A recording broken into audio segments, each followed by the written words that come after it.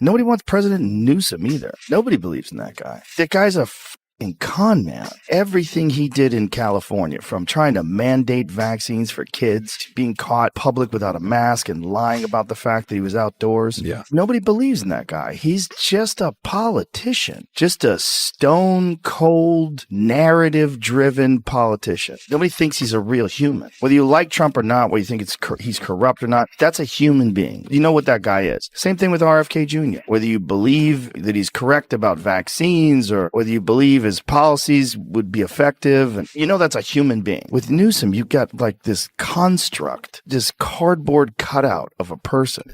Gavin Newsom, if you're listening to this, you're a failure. Mayors are actually some of the most powerful people in the country. The police are responsive to the mayor. The building codes are responsible to the mayor. The homeless, mayors are very, very powerful. So he was mayor of San Francisco. Would you let your son walk the streets of San Francisco unaccompanied at 1 a.m.? No, you wouldn't. I'm sorry. Your son can't walk the streets of the city that you were in. When Joe Rogan's zero-filter truth bombs collide with Charlie Kirk's bulldozer sarcasm, Gavin Newsom's overinflated ego takes a direct hit. From his obsession with hair gel to his Olympic-level hypocrisy, nothing is off-limits. This wasn't just a critique. Rogan and Kirk ripped apart California's golden boy until there was nothing left but political mulch. What followed looked less like debate and more like a full-blown credibility crash Gavin never saw coming. Spoiler, it wasn't just his eyebrows getting scorched. You see the governor talking about what to do with the land of all these homes that have been burnt down. And he did this little dance. Show it to him, Jamie. You had some ideas around some land use concerns around speculators coming in, buying up properties. Mm-hmm. We're already working with our legal teams to move those things forward. With a big smile on his face. Clark, you guys are posting these cringe videos on social media. What are the videos? What are the ones that I don't know, most this cringy? like harmonious thing of like 22 senators all saying the same thing. Didn't like that, yeah. I didn't like it. Go ahead. Go do more of that. What do you do? Please. What do you do? Seriously, Charlie Kirk, give us some. Joe Rogan didn't need a suit teleprompter or a gallon of hair gel to destroy Newsom's polished image. All it took was sharp instincts, a working BS detector, and the ability to smell political fakery from miles away. While Rogan brought raw, uncut reality, Gavin strutted around like a high-end shampoo model delivering climate lectures, tax hikes, and endless self-congratulation. Rogan and Kirk didn't just hit policy failures, they tore into the smug, untouchable vibe Gavin has coasted on for years, exposing a man who looks busy while real problems rot under his watch. I will say, if you look at Gavin Newsom's numbers, there's a Newsweek article, though. His numbers are down dramatically as far as favorability, trust, authenticity since he started this podcast. It's not going very well for him of how people view him. So for that, I will say that I think we have done a good job of exposing him for being the synthetic. Newsom talks about saving the planet while racking up private jet air miles in what's basically a flying billboard for climate hypocrisy.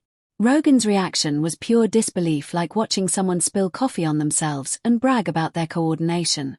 Under Gavin's watch, tech giants left mom and pop shops closed, homelessness skyrocketed, and small towns were abandoned. Yet his ego only grew, towering over the very problems he claimed to fix. To Rogan and anyone with common sense, it's not just hypocrisy, it's an insult. The governor should step out and say no. No, and I appreciate but would you do something like that? Would you say no men in female sports? Well, I think it's an issue of fairness. I completely agree with you on that. So that's easy to call out, the unfairness of that. Why is it you were able to clean it up for Xi Jinping, but Oh, you that can't was clean you it up? guys. That was the dumbest thing I've ever heard in my life. By the way, you guys weaponized that. I saw that on 25 things. It was the most ridiculous. That was, you know what? I will happily revert back to your Can I have the streets counterpoint. as clean as Xi Jinping? In this case, weaponized. Can I have this case? Weaponized. Charlie Kirk didn't even need caffeine to set Newsom ablaze. One look at California's disaster tracker, also known as the morning news, was enough. From crime spikes to tax hikes, every headline reads like a parody of leadership. Gavin governs like he's playing SimCity blindfolded while sipping overpriced kombucha. And somehow he still believes his White House material. Kirk's verdict: people aren't leaving because of bad weather, but because leadership like Gavin's turns paradise into a sinking ship. Gavin Newsom talks about California. He's like, I'm very big on California, very bullish on California. Hey, they're all moving. The only reason why they don't move is because it's too difficult to move. It's too expensive to leave versus all the bullshit with all the permits and all that. It's too expensive. California used to be the dream: golden beaches, tech innovation, and cultural influence. Now, as Joe Rogan put it, it's like Mad Max sponsored by Whole Foods. Newsom flashes a perfect grin while stepping over tent cities, making emergency declarations that sound like buzzword salads with no real plan. Even his hair has more structure than his policies. Rogan's seen world-class thinkers on his podcast, then he sees Gavin's press briefings. It's like going from a masterclass to the sound of a microwave beep. Gavin Newsom, if you're listening to this, you're a failure. Mayors are actually some of the most powerful people in the country. The police are responsive to the mayor. The building codes are responsible to the mayor. The homeless, mayors are very, very powerful. So he was mayor of San Francisco. Would you let your son walk the streets of San Francisco unaccompanied at 1 a.m.? No, you wouldn't. I'm sorry. Your son can't walk the streets of the city that you were in. With Newsom, it's all style, no substance. His speeches are like fire safety lessons delivered by someone holding a flamethrower. Kirk connected the dots between Gavin's policies and the U-Haul line stretching out of California. People are fleeing faster than Gavin dodges responsibility. Rogan roasted him so easily it felt like performance art, every punchline landing harder than the last. Did you see what's going on? Obviously, you've seen what's going on in California. But the governor gave this creepy fucking speech where he was talking about speculators coming in and talking about what to do with the land of all these homes that have been burnt down while it's still only 6% contained. And he did this little dance like, I've been talking with these, with the governor of Hawaii about what to do. We got some ideas. A speculator, we're gonna have some meetings. Like, he's really? Oh, show it to him, Jamie. It's so creepy because it's happening while these people their houses have been burned, all their childhood memorabilia, all the stuff for their kids, the photos, the fucking everything they have is gone. All heirlooms, their mother's wedding ring, that kind of shit. Everything's burnt to the ground. And this guy's like standing in front of all this stuff, and he's got a smile on his face, and he's talking about land use. Watching Newsom explain why Californians are leaving is like watching a raccoon teach quantum physics frantic messy and missing the point. Rogan nailed it. It's not politics, it's survival. People just want running water, working lights, and clean sidewalks.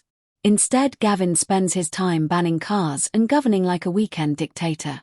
When his grand plans collapse, he blames Texas corporations or even Mercury retrograde. Base as exhibited as how they're acting in the streets and how they're acting in Congress is not moderating on these issues. In fact, I think this podcast might be ending Gavin Newsom's presidential ambitions, not preparing him for his presidential ambition. And so the final point I'll make is this, is that it wasn't just about Gavin. It was also about the tens of millions of people that were able to get their eyes open and say why didn't Gavin go stronger on the trans sports issue? Or why didn't he do this?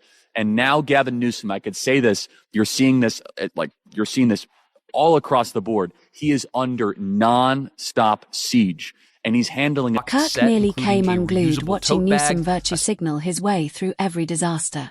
1 week it's climate change, the next equity, followed by some shallow social justice campaign. Meanwhile, Californians are choosing between rent and groceries while Gavin posts vineyard selfies. Rogan called it the Newsom effect, where ego bends reality until failure looks like victory.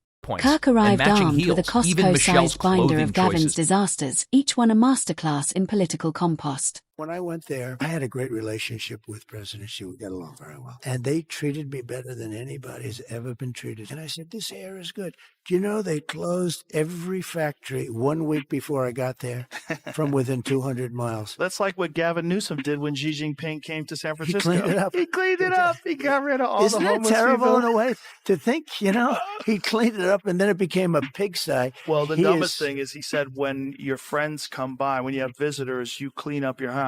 Like, how about just keep your fucking house clean? Can you imagine? It's the dumbest thing I've ever heard anybody say ever as a governor as to excuse to why you finally cleaned up your homeless problem. And the day he left, right back to it. It went right back. Instead of solving problems, Newsom wraps them in PR. From handing out hotel rooms to addicts and calling it housing to banning plastic straws while cities spiral into chaos, Gavin calls it progress. Kirk used San Francisco as exhibit, an urban obstacle course that feels post-apocalyptic. Rogan looked like a man listening to his worst nightmares read aloud. Someone sits down with him, ask him an update. Hey, Governor Newsom, you said with Charlie Kirk that you think it's not fair. You have yet to do anything about it, sign an executive order, talk publicly about it, because a young man named A.B. Hernandez is about to win the long jump championship in California as a biological man. Why haven't you done something about it? Or are you just doing this podcast for clicks to try to make yourself seem more moderate? If Republican guest after Republican guest goes with that kind of attitude, be polite and firm and hold him to the standard that he is setting on his own show, that will even collapse his political. Rogan joked that Newsom is like a mannequin with Wi-Fi. Kirk said his governing is theatre for an ego that needs applause. Together they agreed.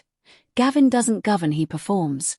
And the audience is starting to walk out. State is just so poorly managed. It's so it's so frustrating and confusing. And then he gets on TV and pretends like everything's great. Mm-hmm. And California is the best. We have the best state. We have the most amazing economy. And like, you're out of your mind, dude. You've ruined this state. Like, personally ruined it. From taxpayer-funded yurts to banning breathing during rush hour, Newsom's innovations always end in expensive failure. Roads crumble, businesses leave, homelessness grows, but Gavin insists progress is everywhere.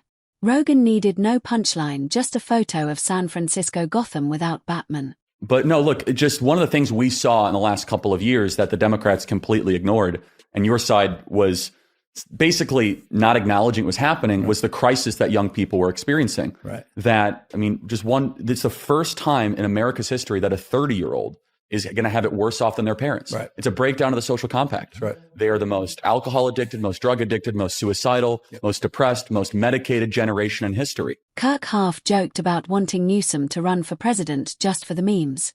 Rogan's silent headshake said it all. Gavin has a reverse Midas touch, turning everything to crime, chaos, or unaffordable housing. Even disasters get staged for the perfect photo op.